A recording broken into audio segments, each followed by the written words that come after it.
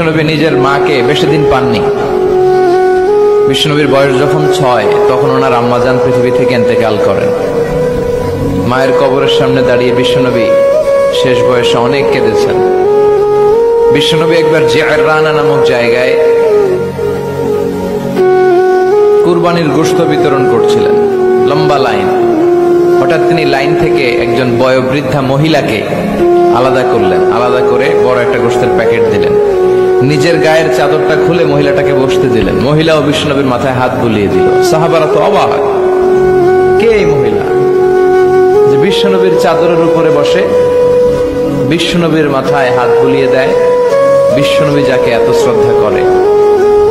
সাহাবারা বললেন, ইয়া রাসূলুল্লাহ মান হাযিহিল মারআ, এই নারীটাকে? বিশ্বনবী বললেন, এই নারীটা হচ্ছে আমার দুধমা হালিমা।